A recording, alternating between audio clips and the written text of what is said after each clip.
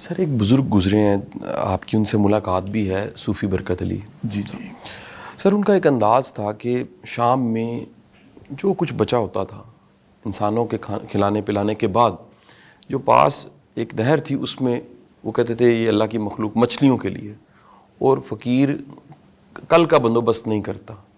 سر یہ ایمان اور یقین کہ کل کا بندوبست رب خود کر دے گا، یہ کہاں سے لایا جائے؟ بڑا مشکل کام ہے سر. کل کا بندوبست نہ کرنا، مصیبت میں اپنے آپ کو خوش رکھنا یا بدترین حالات کا مقابلہ ہنستے ہوئے کرنا، یہ سب صرف ایک چیز سے ہی آتا ہے، وہ ہے کہ اللہ پر ایمان تو ہے ہی ہمارا، لیکن اللہ پہ بھروسہ بھی ہم کرنا سیکھ جائیں.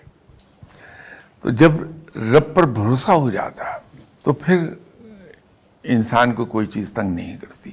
آپ یہ دیکھیے کہ رب تعالیٰ، ہم سبھی کہتے ہیں، میں بھی آپ بھی، کہ 70 ماؤں سے زیادہ مہربان ہے اپنے بندے پہ.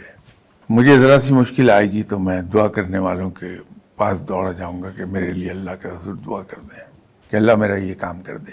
کبھی ہم نے ایک بات سوچی کہ اللہ کا اور بندے کا تو کوئی مقابلہ نہیں ہے، لیکن میں صرف بات سمجھانے کے لیے مثال دے رہا ہوں کہ میں، آپ، ہم سبھی بچپن، پھر نوجوانی اور شادی سے پہلے کا تمام پیریڈ وہ ہم سب نے گزارا ہے.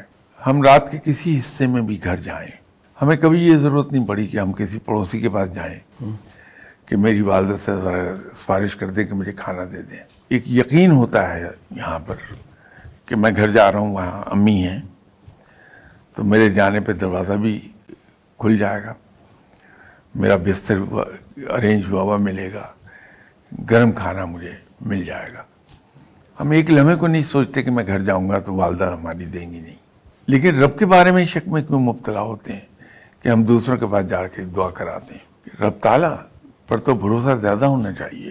وجہ صرف یہی ہے کہ والدہ پر ہمارا ایک بھروسہ ہے، ایک یقین ہے.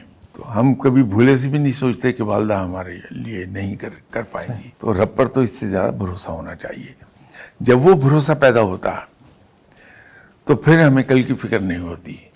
انسان کے ذہن میں یہ ہوتا ہے کہ جو میرا رب آج تک پالتا آیا مجھے، وہ کل بھی پالے گا، تو مجھے کیا ضرورت ہے کہ میں کل کی فکر کروں. تو یہ صرف معاملہ بھروسے کا ہے.